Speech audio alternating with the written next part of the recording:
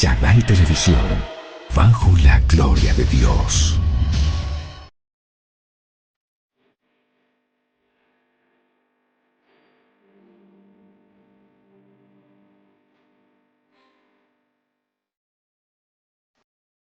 En esta mañana he traído un tema muy importante, hablar acerca del apóstol Pablo, un personaje bíblico tan influyente, tan importante, tan preparado. Nosotros debemos entender que cuando hablamos de Pablo de Tarso, nos imaginamos muchas veces el misionero cristiano, pero Pablo fue mucho más que un predicador itinerante. Fue un judío profundamente formado en la ley, un ciudadano romano, un conocedor del mundo griego y de uno de los pensadores más influyentes en toda la historia occidental. Después de Jesús, ninguna otra figura ha ejercido una influencia comparable sobre el desarrollo del cristianismo. Sus cartas constituyeron los documentos cristianos más antiguos que conversamos y permiten reconstruir las primeras décadas de la Iglesia. Pero surge la pregunta, ¿quién fue realmente Pablo? ¿Qué sabemos históricamente de él? ¿Qué parte de su vida proviene de sus propias cartas y qué parte conocemos por el libro de los Hechos? ¿Cómo se relaciona la historia, la arqueología, la crítica textual con su ministerio? Pues déjeme decirle realmente que es un privilegio poder estudiar la vida de Pablo. ¿Por qué? Porque este no fue un hombre común y corriente. Este fue un hombre formado, no solamente académicamente, sino en sufrimiento, formado en el fuego del Espíritu Santo de Dios. Un hombre que combinaba la preparación académica con la preparación espiritual y la presencia del Espíritu Santo de Dios. Entonces fue un hombre muy, pero muy, pero muy completo. Un hombre que no improvisaba. Un hombre que estaba lleno del Espíritu, pero también su formación era única. Dios se da esos lujos de tener gente que la puede tomar desde simple y llanamente, desde el vulgo, o gente demasiado formada y preparada, como el apóstol Pablo. Entonces, aquí es donde podemos ver que el Señor es multiforme y que Él llena de su gracia y de su amor. Y Él nos ayuda a complementar. Dios utiliza las herramientas de la formación académica, personal y demás. ¿Para qué? Para poder llevar su mensaje a toda tribu, toda lengua, toda nación. Si usted de pronto no ha sido muy formado académicamente, no se sienta mal. Dios lo puede utilizar.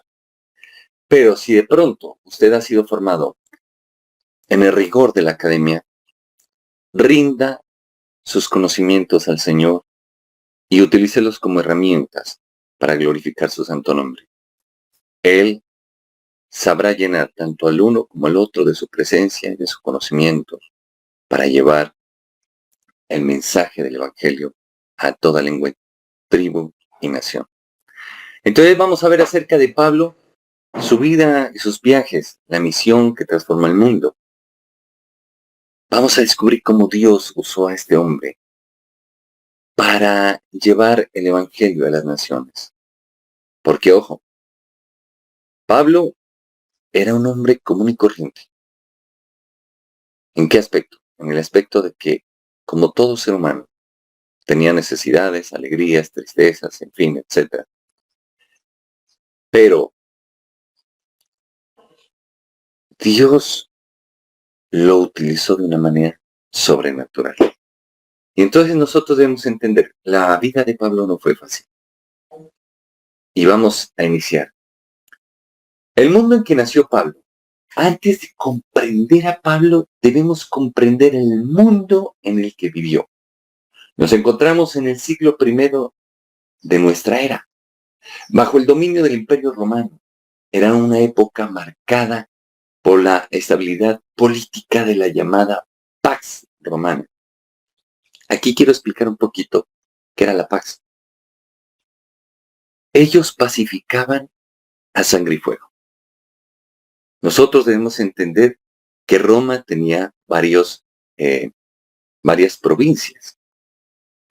Y esas provincias se clasificaban en tres. Una, las senatoriales, donde el Senado ponía a aquellos gobernantes en lugares donde ya habían sido pacificados, o sea, donde ya habían matado a todo aquel que haya determinado levantarse en contra del Imperio Romano. Entonces, estas ya estaban pacificadas. Habían otras. Aquellas provincias que tenían la necesidad de tener legiones. ¿Por qué? Porque recién habían sido conquistadas.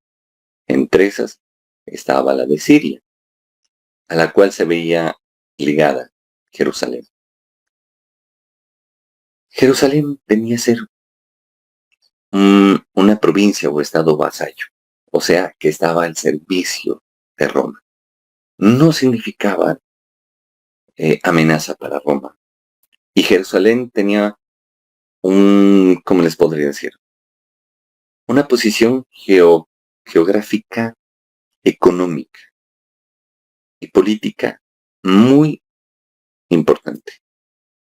Israel no era una gran nación, no era una nación pequeñita.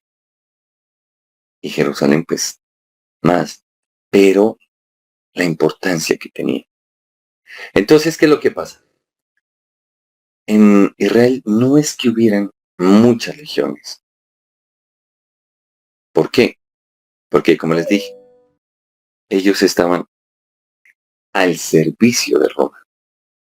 Y entonces, como Roma logró unirse junto con los sacerdotes, entonces, pues manipulaban muchísimo la mente de los hebreos o judíos en esa época.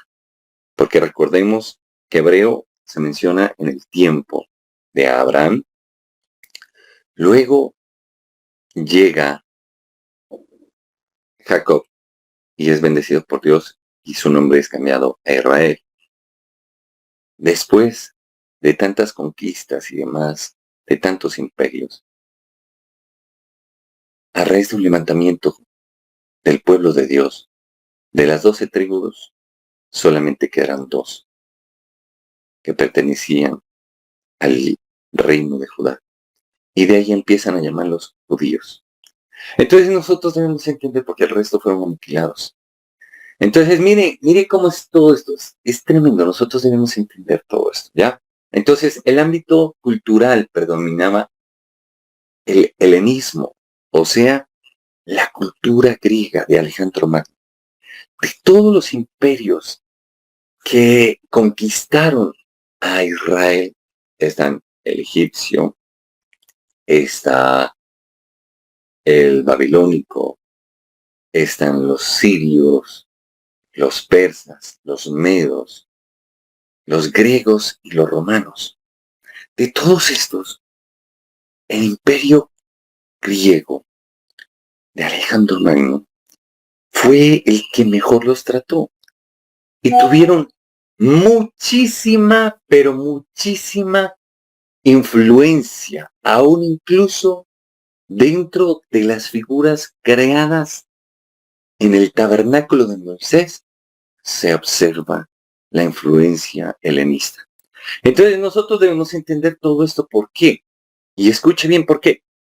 Porque nosotros debemos entender cuál es el historial del pueblo de Dios para conocer y comprender qué fue lo que pasó.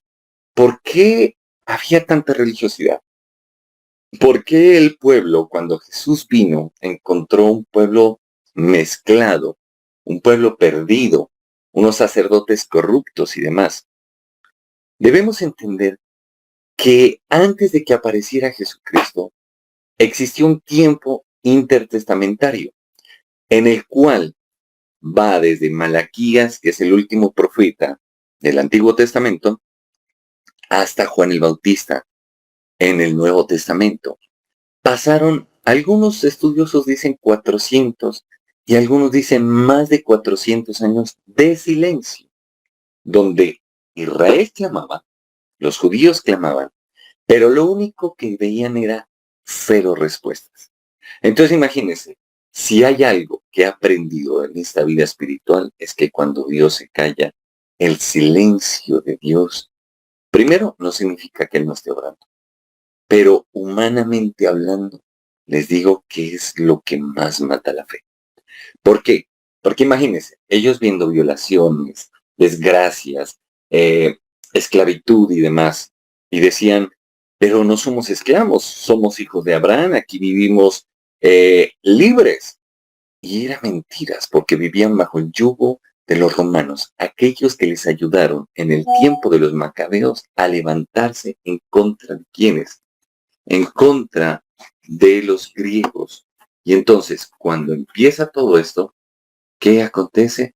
Que Roma les impone unos impuestos durísimos. Y entonces la gente ya estaba harta y cansada de eso.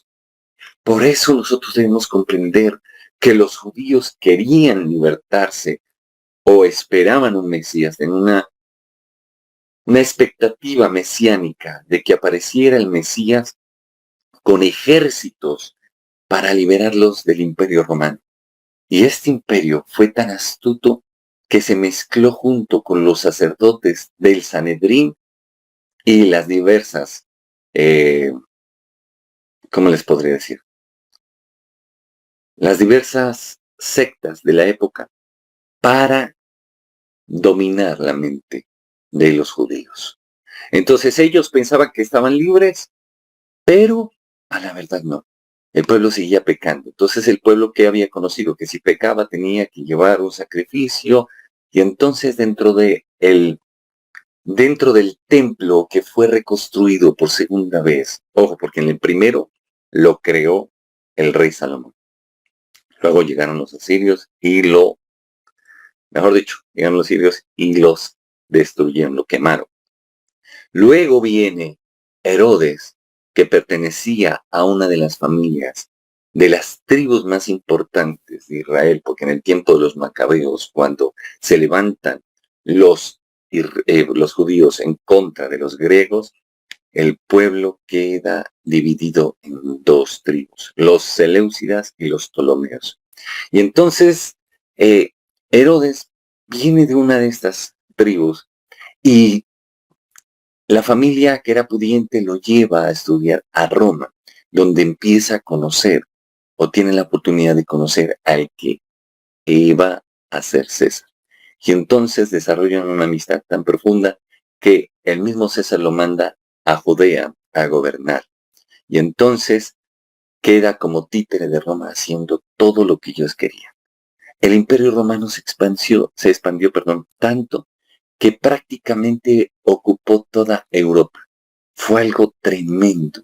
Imagínense el poderío. Y no fue durante 1, 2, 3 años, no. Pasaron centurias incluso. Algo grandísimo, tremendo, o sea, y eran muy fuertes y muy poderosos. Este imperio solamente fue decayendo poco a poco. Una por la corrupción que había en el imperio romano, en el Senado, y dos, por los continuos ataques de los bárbaros y demás. Entonces nosotros debemos entender todo esto. ¿Y por qué les explico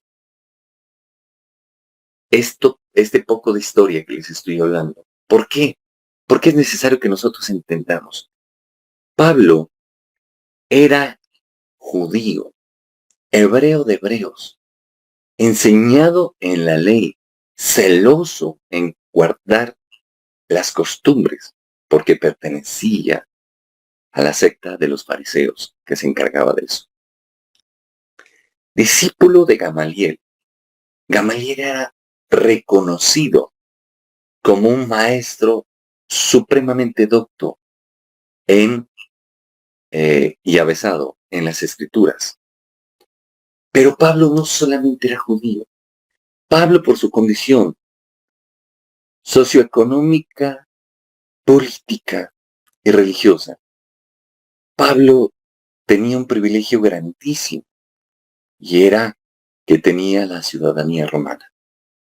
Y entonces, demos paso aquí a esta diapositiva, porque vamos a ver 4 cositas o 4 puntos que nos van a servir muchísimo. Lo primero que debemos entender es por qué Saulo comenzó a llamarse Pablo. Primero que todo, nosotros debemos entender que lo que les estoy explicando es importantísimo. ¿Por qué? Porque el tener la ciudadanía romana en esa época era tener la ciudadanía norteamericana en esta época. Entonces, primero que todo, debemos entender, Saulo, en el lenguaje de los romanos, significaba Pablo. 2 lenguas importantísimas que se encuentran dentro de los escritos. Uno de los 70, porque hay una línea en la cual se encontraron muchos escritos y demás, que la de los 70 o la Septuaginta, que tiene que ver, ojo aquí, con lo que es el griego koiné.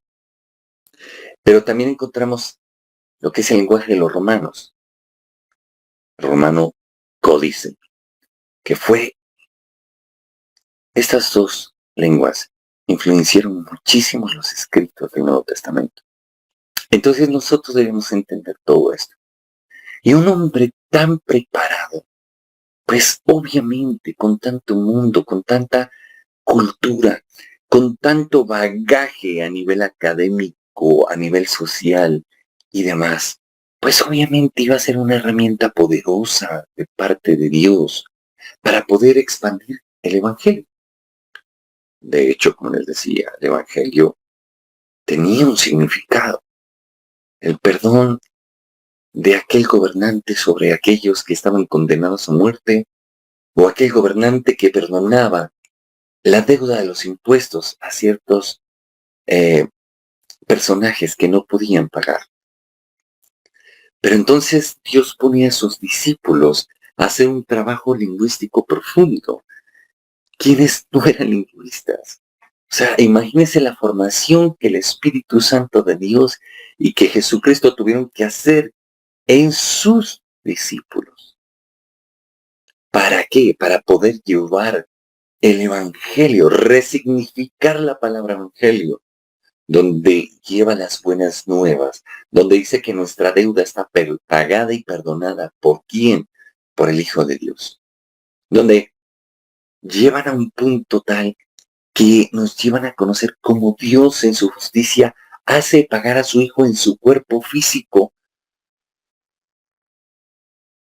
toda la ira contenida para que en Él se conciliaran la gracia y la ley que nos condenaba en la gracia, que es el favor de Dios inmerecido. Por eso, tan importante Jesús y tan importante Pablo.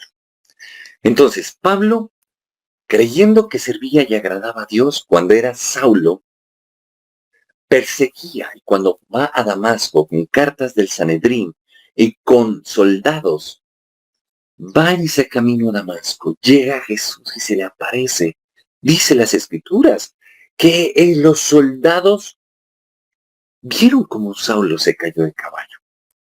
Ojo, escucharon la voz del que le hablaba, pero no entendieron qué era lo que le decía. Y entonces imagínense, así nos pasa muchas veces. Pensamos que estamos sirviendo y agradando a Dios y de repente, se nos presenta el Señor. Y entonces lo tumba del caballo. Antes de que lo tumbe del caballo, el escritor, Dios inspiró al escritor a través de su Santo Espíritu para indicarnos a través de un narrador omnisciente, hablando a nivel literario. ¿Qué significa? Significa que el narrador omnisciente es como un Dios dentro de las del libro, de las escrituras, y nos está narrando todo, lo que piensa, lo que sucedió, todo. Nos está dando el conocimiento de todo en ese momento. Y entonces nos explica que Saulo respiraba odio. ¿Quién odia a ese nivel al pueblo de Dios? El diablo. ¿Quién persigue al pueblo de Dios? El diablo. La figura del diablo la encontramos en Apocalipsis capítulo 12. El dragón escarlata con 7 cabezas, cuya función es perseguir a la iglesia, y con su cola, que es otro de los rostros del adversario, que es la serpiente Satanás, aquella que adoraban los mayas, la serpiente emplumada, la serpiente antigua. Engañó a la tercera parte de los ángeles, de las estrellas, y los arrastró junto con él. Entonces mire cómo es todo esto, o sea, nos da una información, y mire cómo las escrituras, los diferentes libros de la Biblia se complementan, se unifican. Y entonces, como la Biblia maneja 2 lenguajes, el uno figurado y el otro literal, entonces empiezan a complementarse y dan una riqueza literaria, lingüística y teológica profunda que nos permite comprender qué es lo que aconteció. Entonces, cuando Pablo va influenciado por el mismo diablo a perseguir al pueblo de Dios, téngasela, aparece Jesucristo. Por eso es importante, si usted ahonda en las escrituras y busca todos los pasajes en los cuales cada personaje bíblico tuvo un encuentro con Jesucristo, nos habla de liberaciones que nadie pudo hacer, de sanidades que nadie pudo hacer y de resurrecciones físicas que nadie pudo hacer. Solamente el Hijo de Dios. Pasajes como el endemoniado Gadareno, donde nos muestra una liberación tremenda, donde los demonios salen a reconocer al Hijo de Dios, donde nos describe en medio del relato, en medio de lo que nos está diciendo, nos describe un contexto donde había una influencia romana profunda, donde narra que había un hato de cerdos. El cerdo es el animal más impuro, lo peor considerado para los judíos, por eso ni siquiera lo comen. Por eso existe la comida kosher. Y entonces nos narra que cuando se presenta Jesús en Garad, apenas pisa esta ciudad, el endemoniado, que no había podido ser sometido por nada ni por nadie, al que los demonios tenían viviendo en el cementerio y lo tenían desnudo y lo arrojaban al fuego y al agua, vino y se postró. Y los demonios empiezan a hablar a través de este hombre. Y lo primero que le dicen: Jesús, Hijo de Dios. Ojo, se pusieron de rodillas y dijeron: Jesús, Hijo del Dios Altísimo, ¿qué tienes contra nosotros? Todavía no ha llegado el tiempo. Imagínense, estás hablando del Kairos y del Cronos. El Kairos es el tiempo profético de Dios y el Cronos es el tiempo cronológico. Y entonces le dice: todavía no ha llegado nuestro tiempo. Imagínense. ¿Tiempo de qué? Tiempo de ser juzgados por el Dios Altísimo. El Apocalipsis lo dice claramente. Dice que serán abiertos en los tiempos postreros, serán abiertos los libros, y el mar entregará a sus muertos, la tierra entregará a sus muertos, el Hades entregará a sus muertos, y serán juzgados. Solamente quienes se presenten delante del trono de Jesucristo serán salvos por la gracia y la misericordia de Dios, que es a través de Jesucristo y su sacrificio. No es por obras, pero la fe sin obras, como dice Santiago, es una fe muerta.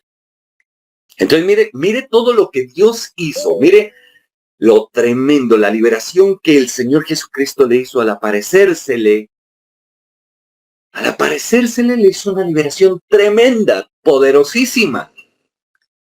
Le quitó el espíritu de religiosidad, que es Belzebú, que trae religiosidad, o príncipe de los demonios, para que me entiendan, que es uno de los 7 reyes de Lucifer. Y le quitó encima de todo a Leviatán, el espíritu la serpiente marítima, que es el espíritu de orgullo, un príncipe, uno de los 7 reyes de Lucifer. Y entonces lo primero que le dice, Saulo, Saulo, ¿por qué me persigues? Eso fue lo que escuchó Saulo cuando cayó al piso. Quedó ciego. Dice, ¿quién eres, Señor? Y el Señor le dice, Jesús, al que tú persigues. Imagínese el conflicto interno que tenía este hombre tan preparado. Diría, pero ¿cómo así? Si yo estoy siguiendo a los herejes cristianos. Y de repente, en esa conversación se dio cuenta que estaba siguiendo al Hijo de Dios. Y entonces, Saulo se queda en un shock. Dice, ¿cómo así? O sea, estoy haciendo lo malo. No te estoy agradando. Yo que pensaba que era agradable a ti. Te estoy persiguiendo. Estoy haciendo lo malo, Dios. Y entonces Saulo se convierte. Y entonces le dice, dime qué tengo que hacer. Y le dice, ve a Damasco. Y ahí se te dirá qué hacer. Mírenlo. Mira el suceso, mira el contexto literario, político, social, religioso, teológico que estamos viendo. No era cualquier cosa. Y entonces Dios le habla a Ananías, un profeta, y le dice, vas a ir a la calle tal y vas a encontrar en tal parte a un hombre llamado Saulo.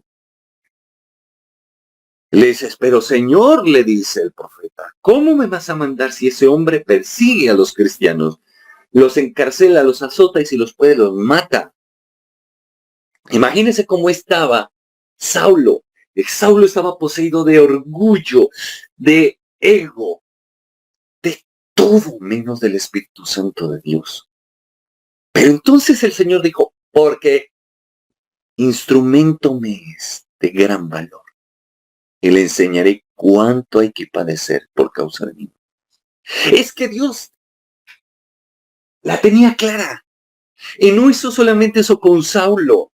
Si usted estudia la vida de Moisés, persiguieron a los niños hebreos. Y este fue introducido en el seno del palacio de Faraón. Lo educaron hasta en las artes mágicas de Egipto. Así Dios se da el privilegio de decir, grandes y pequeños me he separado para mí y no hay nadie que no doble rodilla delante de mí. Imagínense, cumpliendo aquella profecía que dice, todo delante de Jesucristo, toda rodilla, escucha bien, toda rodilla se doblará y toda lengua confesará que Jesucristo es el Señor para gloria de Dios Padre. Imaginen lo tremendo de todo este mensaje, de todo lo que Dios hizo. Y entonces aquí es donde empezamos a tocar por qué Saulo dejó de llamarse Saulo y empezó a llamarse Pablo. Jesús se encargó de que Saulo se convirtiera de corazón al Señor. Y entonces dijo, bueno, te vamos a utilizar. ¿Tienes ciudadanía romana? Ok, perfecto. Tú me vas a hacer instrumento para los gentiles. Tú vas a llevar mi evangelio y vas a hablarle a reyes y a gente importante, porque tienes el nivel cultural, sociopolítico, religioso y económico. Y entonces, ¿a los demás los desechó Jesús? Para nada. Entendamos eso. Jamás. Nunca. Para nada. Y entonces nosotros debemos comprender esto.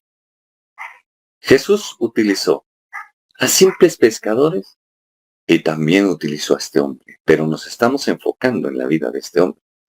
Y entonces Dios dijo, ok, ¿tienes ciudadanía romana? Pues es un privilegio que abre puertas para el evangelio a nivel de todo el imperio romano. Como el imperio romano estaba realmente esparcido por casi toda Europa, pues imagínense, no habría lugar donde no pudiera llegar la palabra de Dios. Y Dios se dio el privilegio de que lleva a Pablo por diversas ciudades del imperio, diversos estados y provincias. ¿Y saben qué? Y sin embargo dijo, bueno, a ver, Pedrito, tú que no eres estudiado, te voy a poner en Roma. Y ahí estuvo Pedro. Entonces mira, ¿qué derechos le daban por tener la ciudadanía romana? Primero, protección legal en todo el imperio. Segundo, escuche bien, apelación al César. Por eso Pablo apeló al César. Y entonces donde estaba siendo juzgado lo habían perdonado, porque lo estaban juzgando por predicar la palabra de Dios. Y sin embargo él dijo, no, yo voy a apelar a César. Y él sabía que llegar allá,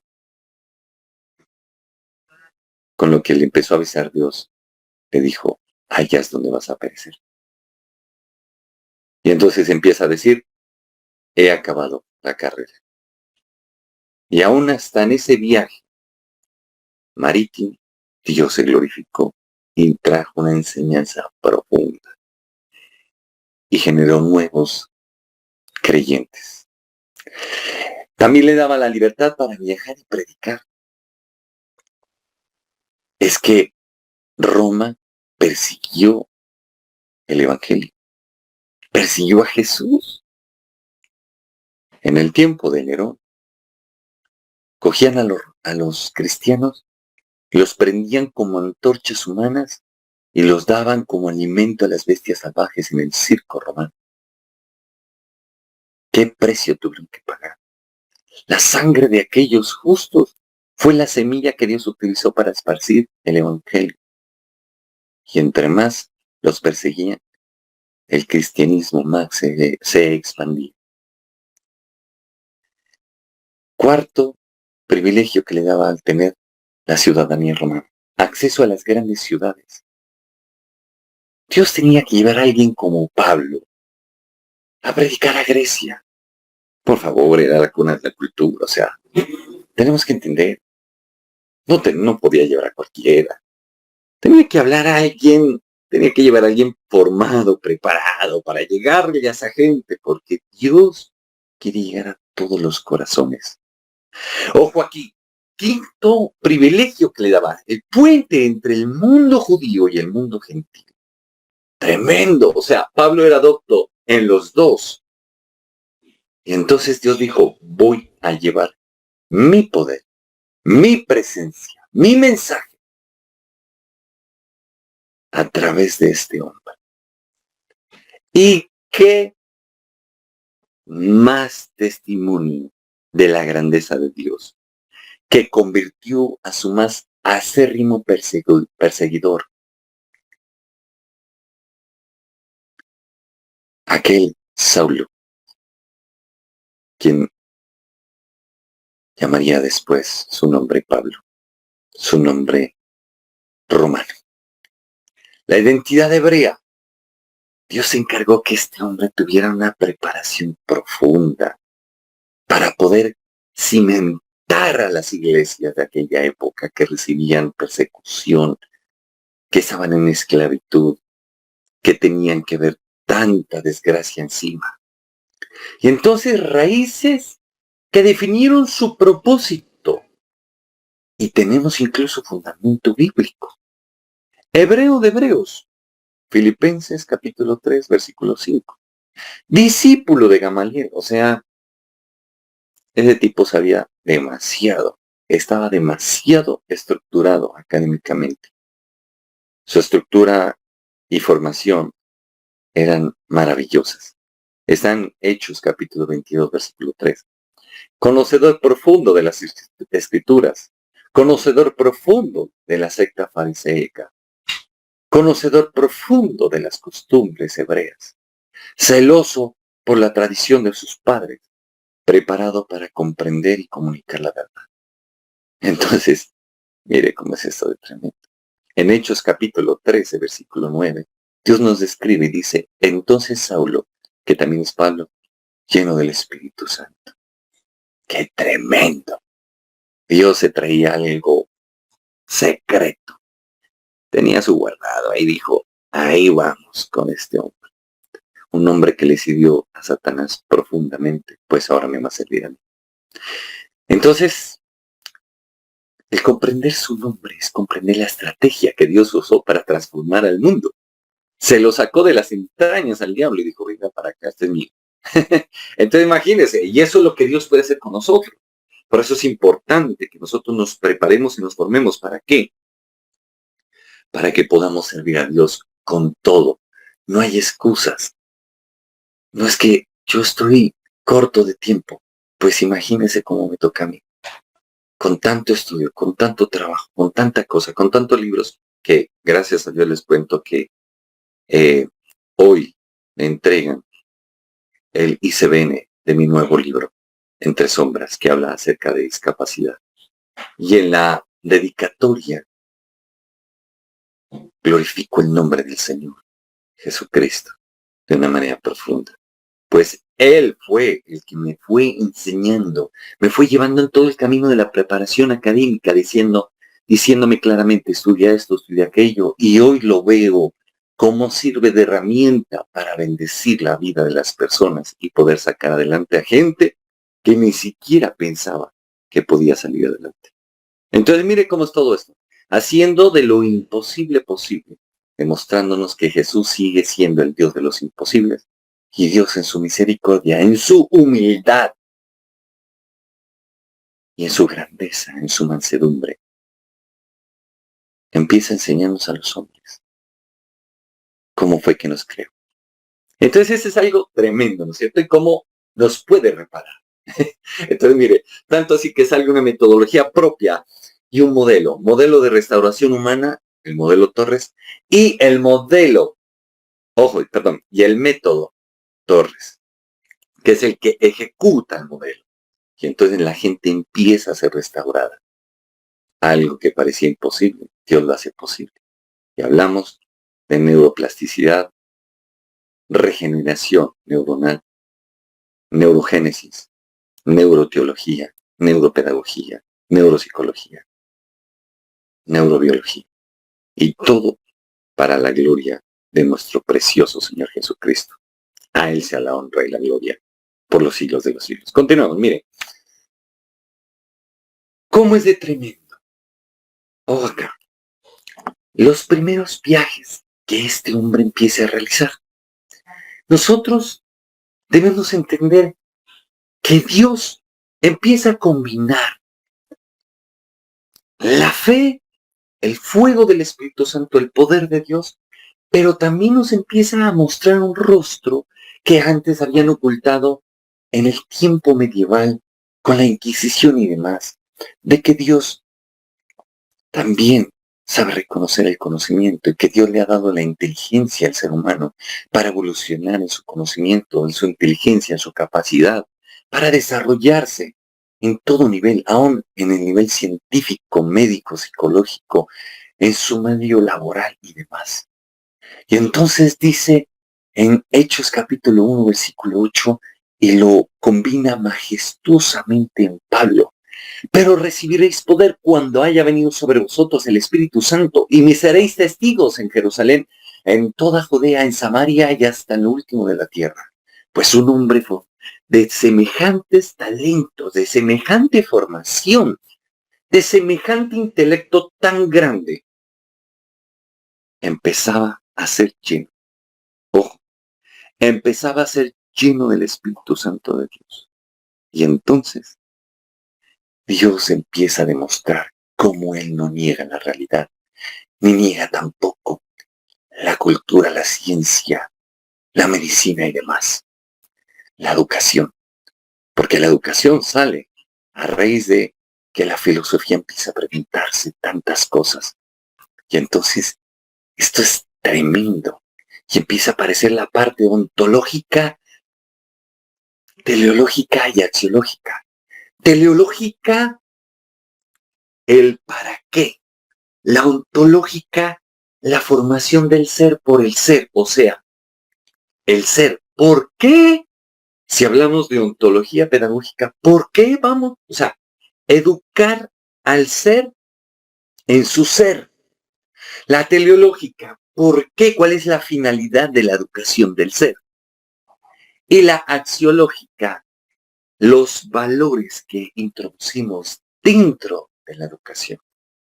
Y entonces encontramos culturas como la griega, a la cual Pablo tuvo que ir a hablarles, que preparaban al ser para servir, al ciudadano para ser útil a su sociedad.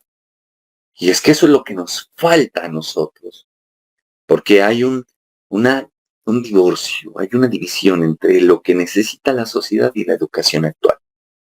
Entonces mire cómo es Dios y tiene que preparar a un hombre, tiene que formar a un hombre. ¿Para qué? Para irle a hablar a una de las culturas más avesadas en la parte cultural, educativa, política y aún, escuche bien, y aún hasta militar.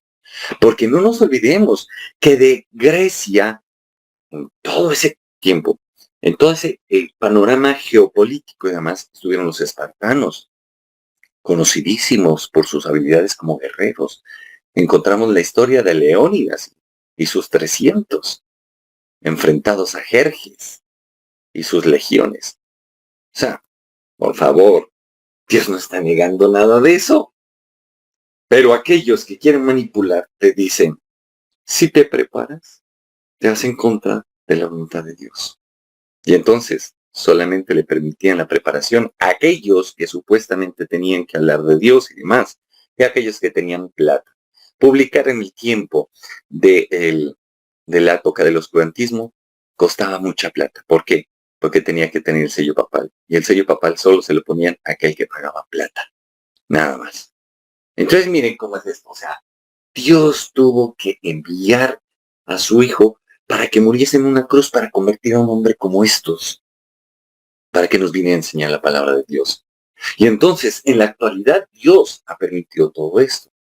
Nos lleva a nosotros como siervos a prepararnos. Y entonces, ¿por qué cree que vengo con tanta formación académica para poderles hablar? Si es a nivel teológico, a nivel teológico. Si es a nivel educativo, pues ahí está la licenciatura. Si es a nivel médico, también. Si es a nivel de neurociencia, la neuropedagogía. O sea, que abarca la medicina, neurociencia, psicología y educación.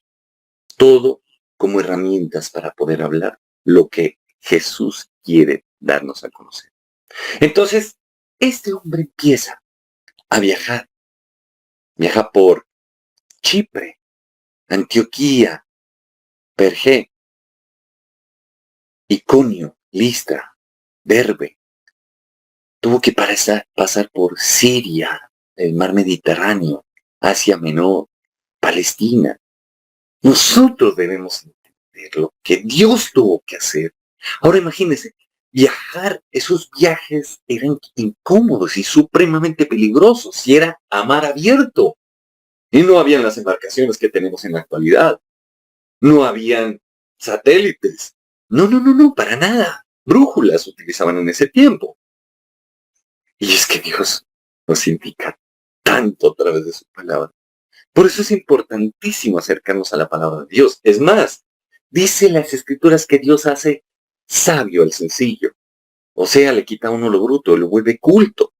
Entendamos, la visión profética que le da a este hombre en un sueño, Dios hablándole dice, en Hechos capítulo 16, versículo 9, dice, y se le presentó en visión un varón macedonio que estaba de pie, rogándole y diciéndole, pasa a Macedonia y ayúdanos. ¿Cuál era la ayuda que tenía que llevar Pablo? ¿Qué era lo que tenía que hacer Pablo? Ir a predicar la palabra de Dios. Pero no iba solo, iba dotado con la presencia del Espíritu Santo. Pero además de eso, tenía herramientas poderosas que le iban a permitir cumplir la voluntad de Dios, que era expandir a los gentiles el Evangelio. Y entonces, entendamos lo que Pablo encontró en el contexto del siglo I. A nivel sociológico, diversidad étnica, muchas razas, mezcla cultural y movilidad social. A nivel político y económico, la Pax Romana, que ya les expliqué cómo es que era el asunto, la estabilidad relativa porque los romanos eran fuertes militarmente y copiaban lo mejor de las culturas. Por eso fue que aparece dentro de la literatura los dioses greco-romanos. Les copiaron a los griegos sus dioses y los llevaron, les cambiaron de nombre y entonces aparecen en los greco-romanos, que son los mismos. Y luego aparece aquel emperador que dice que Dios se le apareció en un sueño. Y entonces vuelven el cristianismo, la religión del imperio. ¿Qué hicieron? Cogieron el paganismo, el cristianismo, lo juntaron y de ahí sale la religión católica. Entonces, mire cómo es todo esto. O sea, nosotros debemos encontrar y conocer todo esto. ¿Ya? Entonces, por eso encontramos que Diana de los Efesios es la misma Virgen María, la misma Artemis o Artemisa. Entonces, mire, nosotros debemos entender. Ahora, en el contexto religioso, había mucha pluralidad religiosa, mucha influencia del judaísmo. Los judaizantes precisamente niegan a Jesús. Y entonces dicen, no, sí, ustedes, listo, quieren creer en Jesús, sí, pero tienen que circuncidarse. Tienen que tener clara las costumbres judías y tienen que volverse al judaísmo. Y Jesús vino acá a esta tierra, encontró que precisamente estos estaban mezclados. Había una corrupción terrible, que había un adulterio de la palabra y demás. Y entonces, ¿qué pasó? Tuvo que salir a predicarle a los gentiles. Por eso habla de Galilea de los gentiles. Y entonces nos enseñó que el templo en el cual quiere habitar el Señor es nuestro cuerpo físico. El templo del Espíritu Santo de Dios. Y entonces me menciona, porque usted dirá, ¿y dónde dice eso? Jesús les dijo a los sacerdotes, destruid este templo, se refiere a su cuerpo, y en 3 días lo levantaré. Aún a pesar de que el templo de Jerusalén fue destruido por los mismos romanos ante un levantamiento del pueblo judío. Ahora, escuche bien, y eso fue años después de la muerte de Jesús. Ahora, escuchemos claramente, mire, Jesús nos enseñó que somos templos vivos. Por eso dice las Escrituras que presentemos nuestro cuerpo como templos vivos, santos y agradables a Él. Y dice que Dios destruirá a aquel que destruya sus templos. Entonces, pilas con lo de los tatuajes, con lo de dañar nuestro cuerpo físico. Es templo del Espíritu Santo de Dios, hay que respetarlo. ¿Ya? Y entonces Dios nos empieza a enseñar a través de su Hijo Jesucristo. Dice, llega la hora en la que el Padre busca adoradores que adoren en espíritu y en verdad. Ya, porque la samaritana le decía, no, pues que ustedes dicen que tenemos que ir nosotros allá a Jerusalén a adorar y acá también hay templo. Entonces le dice, llega la hora en la cual el Padre busca adoradores que le adoren en espíritu y en verdad. Y entonces ya no tendrán que ir al templo de Jerusalén. Ahora, ¿cómo fundó Pablo las iglesias? Pablo empezó, y esto tenemos que entenderlo, hay tiempos, ¿no? Épocas por las cuales la teología nos lleva, ¿no es cierto?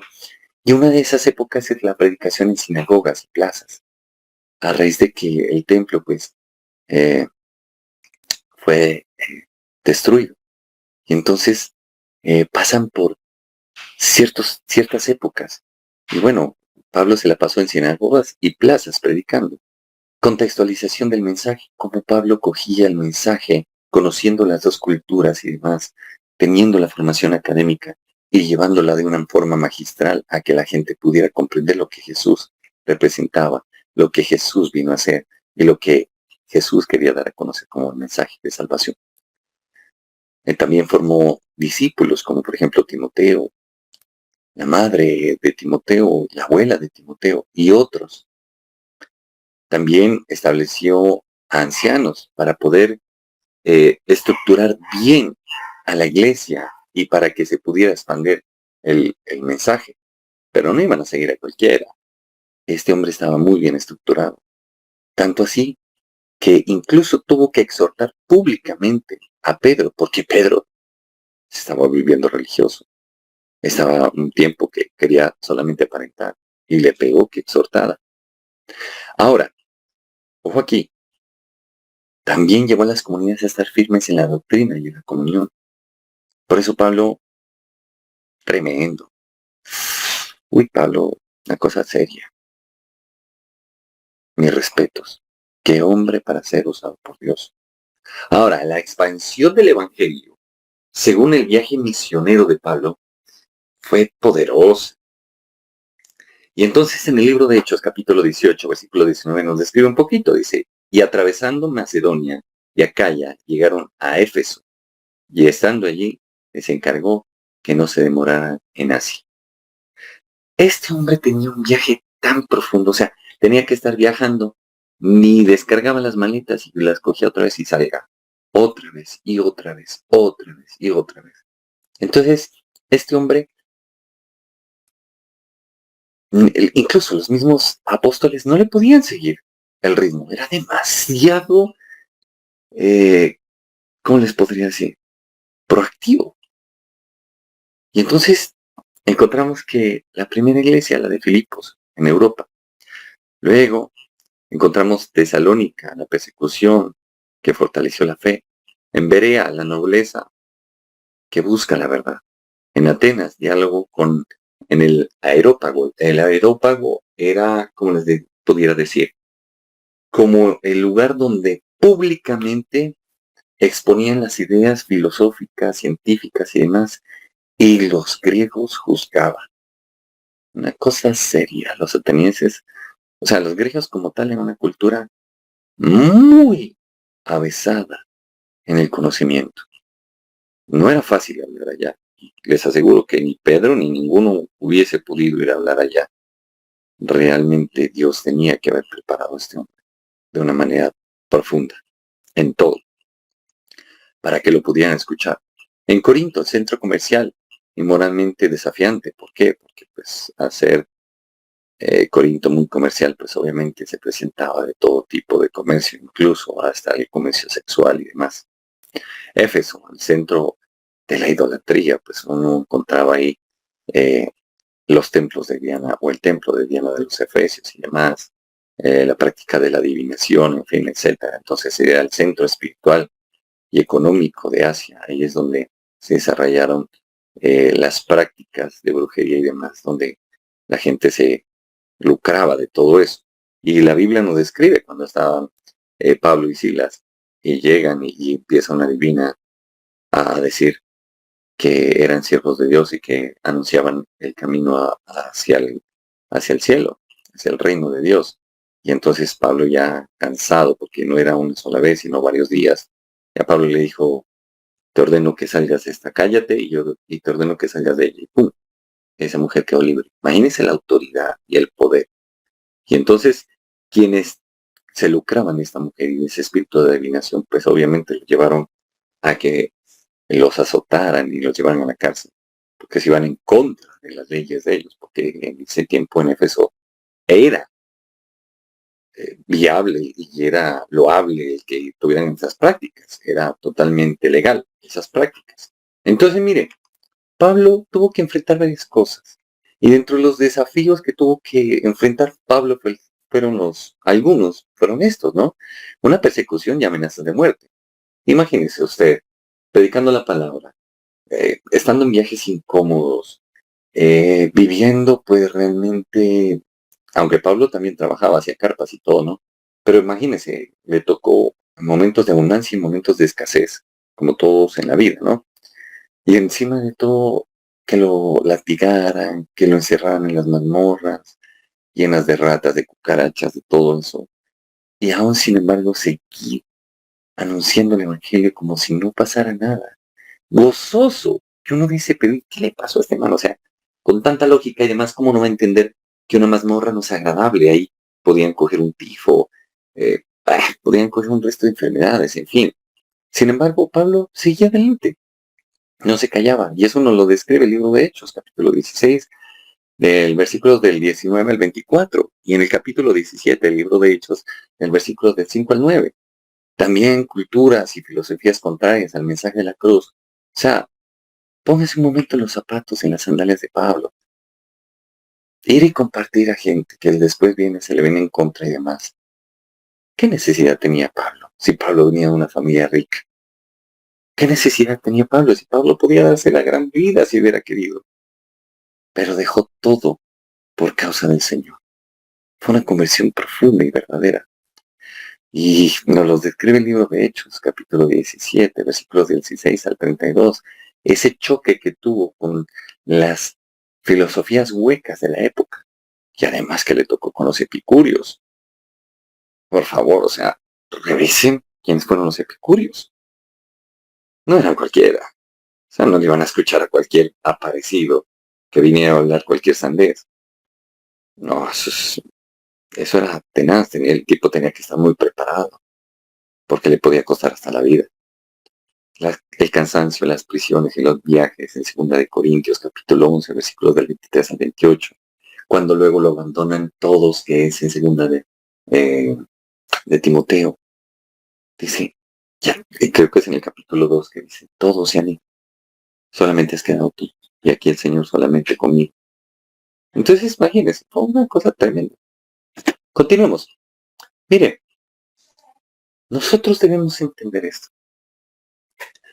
Pablo y sus viajes, desafíos y escritos. Cada epístola que hizo Pablo tiene una riqueza espiritual, literaria, lingüística, histórica, política, religiosa, eclesial, profundas.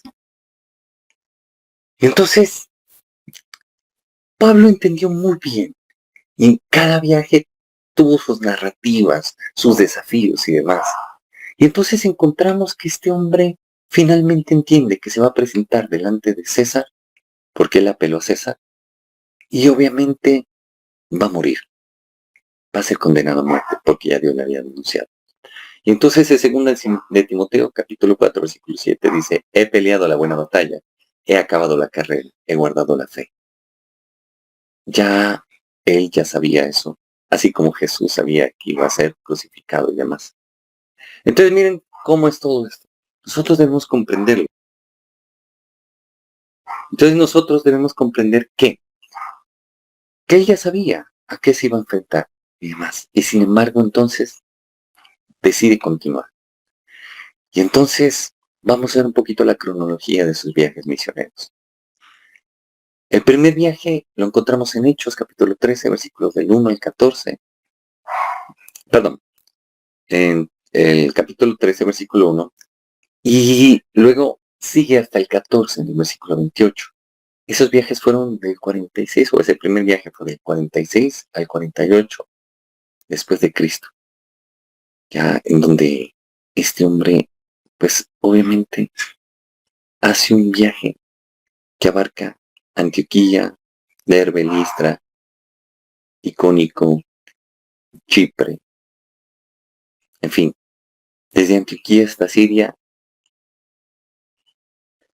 en la predicación en sinagogas, información de las primeras iglesias.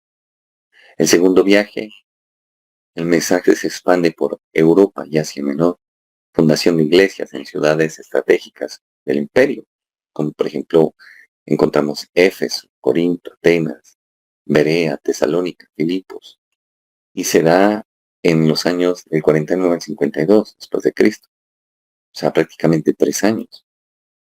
En el primero va del 46 al 48, 2 años viajando. Es donde lo encontramos el segundo viaje, en Hechos, capítulo 15, versículo 36, y se extiende hasta el capítulo 18, versículo 22. Luego encontramos el tercer viaje, consolidación de las iglesias, enseñanza profunda y despedidas emocionales en Éfeso y Macedonia. Pero mire, es que Dios no negaba incluso la humanidad de Pablo, así como jamás negó la humanidad de Jesús. Y no ha de faltar que diga, el hereje que diga, uy, qué herejía, ¿cómo va a decir si Jesús es el Hijo de Dios? Sí, pero vino en carne y hueso y murió en carne y hueso. ¿Y qué hacemos? Murió de un paro cardiorrespiratorio en la cruz, por usted y por mí. ¿Y qué hacemos? No podemos negar eso. Y el mismo Dios lo niega. Entonces nosotros debemos ser conscientes de todo esto. Entonces mire cómo es todo este trasegar. Es profundo. Y entonces encontramos que el tercer viaje lo encontramos que viajó de los años 53 a 57, 4 años después de Cristo, 4 años viajando. Y estuvo viajando Corinto, Éfeso, Macedonia, Grecia. Ahora, encontramos el cuarto viaje a Roma, que sería el último. Va de Cesarea a Roma, donde iba a ser muerto. Todo empezó con el arresto en Jerusalén, el juicio en Cesarea, y él apela a César. Y viene el viaje marítimo a Roma, en el cual el barco quedó destrozado. Todos los que estaban en esa embarcación se salvaron, y le digo una cosa, viendo todo lo que vieron, respetaron a Pablo.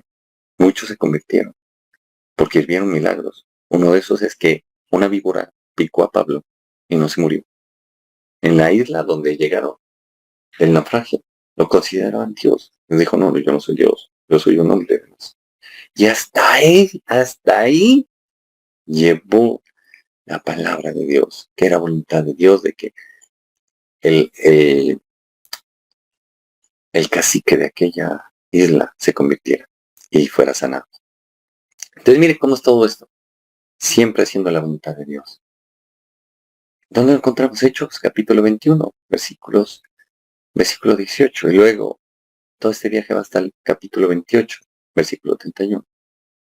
Imagínense, fue de los años del 57 al 60 después de Cristo, 3 años viajando. Y no fue nada agradable el viaje. Entonces mire cómo todo pasó, o sea, fue algo tremendo, pero todo eso requirió formación espiritual, formación académica, formación de carácter, todo. Mire, incluso el mismo Pablo lo dice con sus propias palabras en Romanos capítulo 8, versículo 37. En todo lo anterior somos más que vencedores por medio de aquel que nos ama, refiriéndose a Jesús. Entonces mire cómo es todo esto. O sea, esto fue tremendo, pero nos lleva al último punto, donde nos va a permitir conocer la cronología de las epístolas. Ya habíamos visto los 4 viajes y demás, pero ahora sí diremos cómo fue la cronología de sus escritos. Gálatas, la carta a los Gálatas, la epístola a los Gálatas fue escrita del año 48-49 después de Cristo. Posiblemente en esos años fue escrito y mire, define el evangelio de la gracia frente a la judaización. Y nos habla en Gálatas capítulo 3 exactamente acerca de Jesucristo, cómo este es la simiente bendita de Abraham. Entonces mire cómo es todo esto. Y entonces el contexto de este es el primer viaje misionero al sur de Galacia. Y el libro de Gálatas es profundo, nos lleva a tener una fe centrada en Jesucristo. Muy lindo, muy especial, es un manjar espiritual. Luego encontramos el libro de Tesalonicenses, primera Tesalonicenses, ¿no? Del año 50 al 51, o sea, descansó un año de escribir por todos los viajes que tenía que hacer y se dedica también a escribir medio de los viajes. Y entonces, en esta epístola, encontramos que Pablo alienta a la iglesia frente a la persecución y enseña sobre la venida del Señor. El contexto es el segundo viaje misionero a Tesalónica. Luego aparece segunda de Tesalonicenses, de los años del 51 al 52 después de Cristo, una producción continua. Y a veces gente piensa que escribir es fácil. No es fácil. Uno tiene que sentarse, leer mucho, estudiar, investigar mucho, tener muchas vivencias y obviamente tener madera y la vena artística para poder escribir, ¿no? Con claridad. Entonces, imagínense, aclara los malentendidos. Ojo, empieza a aclarar los malentendidos acerca del día del Señor y reafirma la fidelidad de Dios. Esto va dentro del contexto de Corintios, ¿ya? Del viaje a Corintios. Entonces, imagínense, luego encontramos del 54 al 55 después de Cristo, primera de Corintios. Del 55 al 56 después de Cristo, estos años, segunda de Corintios. Y en cada uno empieza a hablar de ciertas situaciones. En primera de Corintios responde a las problemáticas de divisiones, inmoralidad y desorden en la iglesia. En el segunda de Corintios define su apostolado y enseña sobre el nuevo pacto y la restauración. Luego encontramos el libro de Romanos, que sirvió como principio o eje principal para que se dé el nacimiento del protestantismo con Martín Lutero. Entonces, miren, del año 56 al 57 después de Cristo, el apóstol Pablo escribe el libro de Romanos y expone el Evangelio como poder de Dios para judíos y gentiles. Tremendo, ¿no es cierto? Mire, la formación hebrea, judía y la formación para los gentiles, la formación académica. Luego, en el 60 al 62 después de Cristo, escribe acerca de Efesios, Colosenses, Filemón y Filipenses. Tremendo, ¿no es cierto? Estas cartas escritas durante el primer encarcelamiento en Roma enfatizan la unidad, la identidad en Cristo y el gozo en medio de las pruebas. Todo lo que nosotros como cristianos vivimos es algo poderoso y es ahí donde nosotros debemos entender todo esto. Luego, ¿pasamos a qué? Pasamos a Primera de Timoteo y Tito en los años 63 al 65 después de Cristo. O sea, fue una producción literaria y teológica profunda y continua. Entonces encontramos que en estas habla acerca, en estas epístolas, habla acerca de las instituciones pastorales sobre el liderazgo, la doctrina sana y la organización de la iglesia. Imagínense, tremendo, ¿no es cierto? Y el contexto fue la liberación posterior y los viajes finales. Y por último encontramos del 66 al 67 después de Cristo, la segunda de Timoteo, la segunda epístola a Timoteo, donde deja el testamento espiritual, alienta a Timoteo a permanecer fiel hasta el fin del ministerio. Y ahí es donde ya él sabe que se va a Roma a descender. Entonces, es algo tremendo. ¿Por qué? Porque se enfrenta a lo político y económico, a la Pax Romana, a la estabilidad de redes, caminos, comercio, activo y ciudadanía romana. Encuentra la parte sociocultural, un mundo helenístico, idioma griego común, movilidad social, cosmopolitismo, en fin, la mezcla cultural entre judíos y gentiles, la parte religiosa, el pluralismo religioso, las sinagogas, culto imperial, en fin, etcétera, etcétera, etcétera. Con esto, Dios nos permite comprender cuán importante es dejarnos formar a nivel espiritual, a nivel académico, cultural, para poder llevar su evangelio. Por eso, te invito, vamos ahora y vamos a pedirle a Dios que Dios mismo se encargue de obrar en medio de nosotros. Cuán importante es derribar esa falsa doctrina de que, no, yo todo lo tomo por basura por Jesús, entonces no tengo que prepararme. ¿Y qué tal si Pablo hubiera dicho eso cuando era Saúl? Entonces no hubiera podido ser de los instrumentos más útiles para poder expandir el Evangelio. Por eso, Dios nos muestra todo, hasta la humanidad del mismo apóstol Pablo. Nos muestra al hombre espiritual, nos muestra al hombre culto, nos muestra a aquel judío preparado, nos muestra a aquel que tuvo conflictos con los mismos apóstoles, porque no le podían seguir el ritmo. Era un ritmo demasiado fuerte. ¿Quién aguantaba un trote así? Nadie. Pero Pablo era entregado al Señor.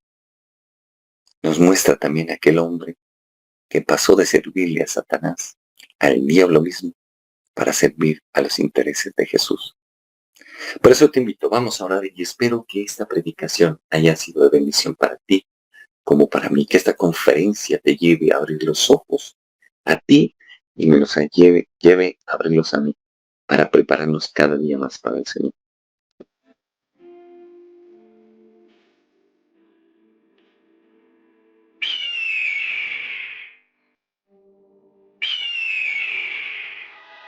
Shaddai Televisión, bajo la gloria de Dios.